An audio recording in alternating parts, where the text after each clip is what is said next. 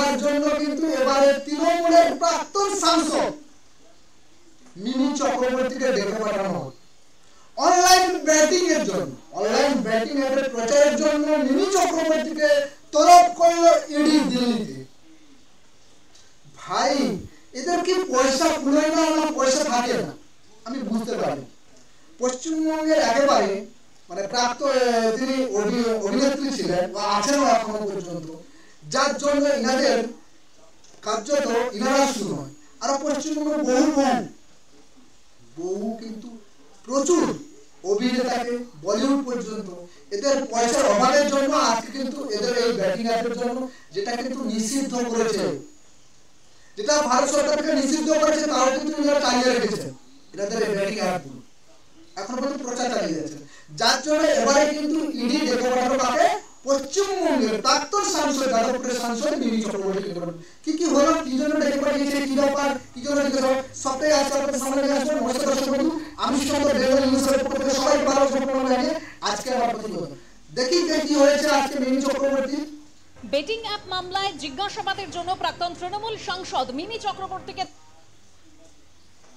Betting app মামলায় জিজ্ঞাসাবাদের জন্য প্রাক্তন তৃণমূল সাংসদ মিমি চক্রবর্তীকে তলব করা হয়েছে। দিল্লির ইডির দপ্তরে আজ সকাল 10:50 নাগাদ হাজিরা দেন মিমি চক্রবর্তী। তবে 6 ঘন্টা পেরিয়ে গেছে, এখনো দিল্লির ইডি দপ্তরে মিমি চক্রবর্তী রয়েছেন। আর আগামীকাল অভিনেতা অঙ্কুশ হাজরাকে সিজিও কমপ্লেক্সে সমন পাঠানো হয়েছে। আর এই বেটিং অ্যাপ মামলায় কাল উর্বশী রাউতলাকেও তলব করা হয়েছে। তবে 6 ঘন্টা পেরিয়ে গিয়েছে, এখনো দিল্লির ইডি দপ্তরেই রয়েছেন মিমি চক্রবর্তী। আরো তথ্য জানবো সরাসরি বিজেন্দ্র সিংহ আমাদের প্রতিনিধি রয়েছেন এই মুহূর্তে।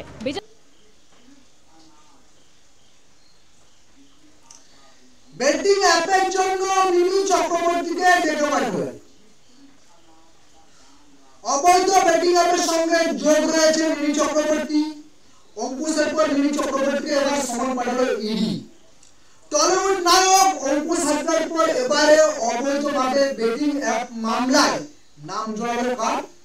অভিনেত্রী তথা প্রাক্তন সাংসদ মিমি চক্রবর্তী। আগামী 15 সেপ্টেম্বর তাকে ইডি তলব করেছে। শুধু মিমি নয় ভাই, এখানে শুধুমাত্র মিমি যুক্ত নেই, প্রচুর অভিনেতা রয়েছে যারা শুধুমাত্র অনলাইন জুয়ার জন্য কিন্তু এরা রয়েছে। এবারে কিন্তু মিমি অবৈধ বেটিং অ্যাপের জন্য অভিনেত্রী উর্বশী রাউতলাকেও তলব করা হয়েছে তদন্তকারী সংস্থা ইডি।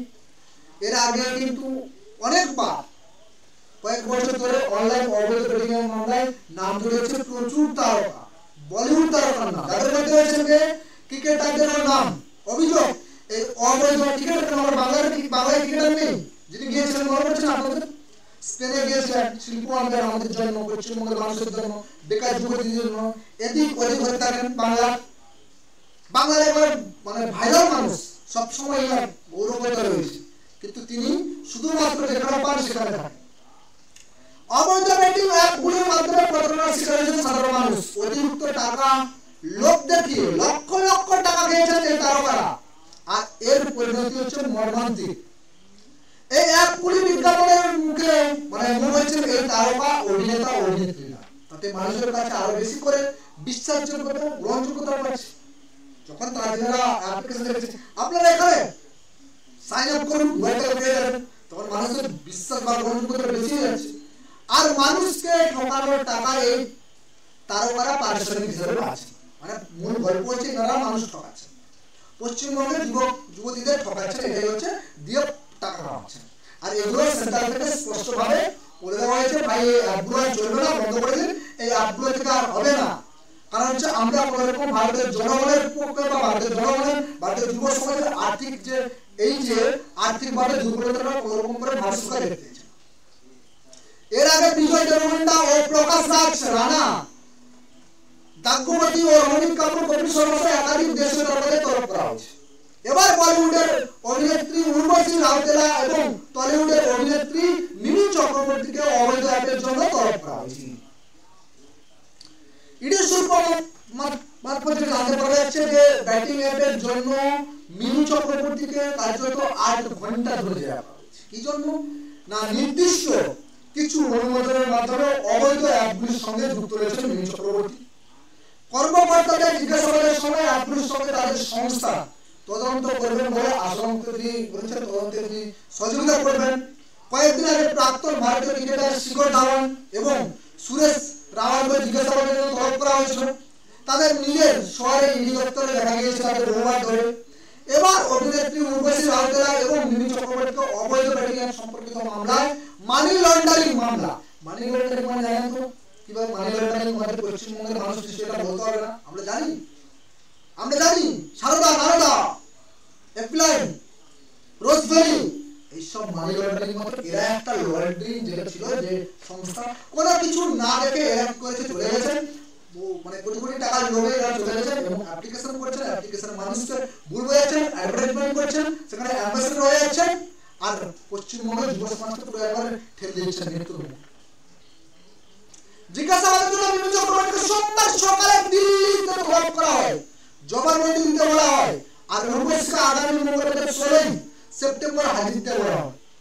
ইডি মানি লন্ডারিং প্রতিরোধ আইন পিএমএল এর অধীনে তাদের জবানবন্দি রেকর্ড করবে বলে সূত্র মারফত জানতে পারা যাচ্ছে।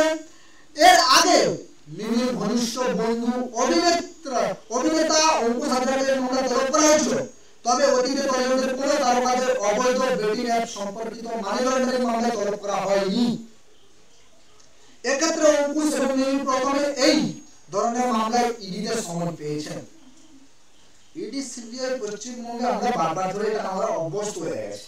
পশ্চিমবঙ্গের মানুষ আমরা দেখতে পাই ভোটের সময় দেখতে পাই একে থাকে ধরছে, কিন্তু ভোটের পরে আর কিছু দেখতে পাই না। তো বর্তমানে মানি লন্ডারিং তো হচ্ছে পশ্চিমবঙ্গের অভূতপূর্ব, যেটা এই অ্যাপ্লিকেশনের মাধ্যমে হোক, আগে এমনি হতো, এখন অ্যাপ্লিকেশনের মাধ্যমে এরা এই মানুষদের দেখতে পাবেন। আপনার আমার বাড়ির কাছে চলে যাবেন, রাস্তার কাছে যুবক ছেলেরা বসে আছে শুধু অনলাইন গেম খেলছে, কোটি কোটি টাকা বরবাদ হচ্ছে, কোটি কোটি মানুষের যুব সমাজকে পুরো একবার কোথায় ফেলে দিচ্ছে, রসাতলে ঠেলে দিচ্ছে এরা। যদিও অভিনেত্রী মিমি চক্রবর্তী এখন তৃণমূলের শাসকে নেই, তিনি এখন পুরোপুরি অভিনয় ক্যারিয়ারে মন দিয়েছেন, তাকে পরবর্তী রক্তবিশ্ব সময় দেখা যাবে। আবার তিনি অভিনেত্রী, তিনি কিছুদিন আগে আমরা দেখেছিলাম তিনি একটি বিকিনি পরে, এনারা কেন বলুন তো এইসব বিকিনি পরে এইসব পরে কেন বলুন তো, যাতে এনারা মানুষের চর্চায় থাকে, মানুষদের টোল করতে হয়, চর্চায় থাকার চেষ্টা করে। এর আগে কিন্তু আমরা দেখেছি ছবিতে পুলিশ অফিসার হিসেবে তার অভিনয় করছে, যেটা বর্তমানে দেখেছি আমরা। তো ইডি থেকে কিন্তু সমন পেয়েছেন তিনি। এই বিষয়ে এখনো পর্যন্ত প্রতিক্রিয়া জানানো মিমি উল্লেখ করেছে গত মাসে ইডির মধ্যে তিনি প্রাক্তন ক্রিকেটার সুরেশ রাওয়ালকে তলব করা হয়েছিল এবং পিএমএল এর বিধান অনুসারে তার মন্তব্য রেকর্ড করা হয়েছে। তাকে জিজ্ঞাসাবাদ করেছে যে ব্যাটিং অ্যাপের মালিকেরা কিভাবে তার সঙ্গে যোগাযোগ করেছিল এবং বিদেশে এদের টাকা গেল কি করে যোগাযোগ করেছিল, কিভাবে তাকে অর্থ প্রদান করা হয়েছিল, তারা কোথা থেকে প্রদান করেছিলেন, এই সংস্থাটি অবৈধ কিনা। আসলে ভাই এরা আমি বুঝতে পারি না, এরা যখন অ্যাডভার্টাইজমেন্ট করে সাইন করতে যায় এরা কি দেখে না যে মানুষের কোনো রকম কোনো উপকার হচ্ছে কিনা, মানুষ কোনো রকম প্রফিট পাবে কিনা, মানুষ কোনো রকম এগুলো যে কোনো মানে এতে পড়ে যাবে। এরা নিজেদের ফায়দার জন্য ভাই করে, নিজেদের প্রফিটের জন্য করে। আর পশ্চিমবঙ্গে এর কথা বললে ভাই মানুষের কি বলা যায়।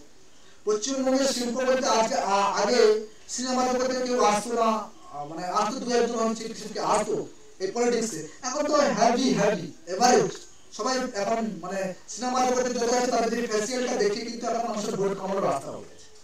আর কার্যত এই ফেসিয়ালটাকে ব্যবহার করে এরা কিন্তু পশ্চিমবঙ্গের যুব সমাজকে পুরো একেবারে শেষ করতে রসতলে ছেড়ে দিয়েছে। কি করে অর্থ ব্যয় করেছিল সংস্থাটি অবৈধ ব্যাটিং এর সঙ্গে জড়িত থাকা একাধিক মামলায় তদন্ত করেছে, সেগুলো অসংখ্য মানুষ ও বিনিয়োগকারীদের কোটি কোটি টাকা প্রতারণা করছে। মামলার প্রাথমিক ইডি তদন্ত হয়েছে যে প্রযুক্তি আইন ও বৈদেশিক মুদ্রা স্থাপনের আইন পিএমএল ইত্যাদি একাধিক আইনে লঙ্ঘন করছে, যার জন্য কিন্তু এদের রেখে পাঠানো হচ্ছে যে কোটি কোটি টাকা, কোটি কোটি যুব সমাজকে এরা ঠেলে দিচ্ছে কোথায় বলছে অনলাইনে জুয়া। বাড়িতে মোবাইল ফোন থাকলে আপনি জুয়া খেলতে পারবেন একেবারে লিগ্যাল ভাবে। আর ইনারাই হচ্ছেন তাদের মুখ্য ভূমিকা পালন করছে, ইনারা সেগুলোকে মানুষকে আবির্ভূত করে নিয়ে আসছেন। আর মানুষের যে নির্ভরযোগ্যতা বা বিশ্বাসযোগ্যতা ইনাদের মাধ্যমে হয়ে যাচ্ছে, আর দেখাচ্ছেন যে এটা সাইন আপ করুন এত টাকা পেয়ে যাবেন, সাইন আপ করুন এত টাকা পেয়ে যাবেন। মানুষ সেখানে লোভে পড়ে সামান্য কিছু 2000 টাকা 5000 টাকা লোভে চলে যাচ্ছে লক্ষ লক্ষ টাকা। আমার একজন আমি দেখেছি এরকম কাজ করছিলাম, আমি তখন কিন্তু দেখেছি 40 লক্ষ 50 লক্ষ টাকা পর্যন্ত এরকম হয়ে বাড়ি ছাড়া হয়ে গেছে। আবার তিনি অফিসার ছিলেন, তিনি আবার মানে ব্লক অফিসার ছিলেন, মাস 40-45 টাকা বেতন পেতেন, 40,000 45,000 টাকা শেষ হয়ে গেছে। এগুলো ভাই দেখতে পাচ্ছি।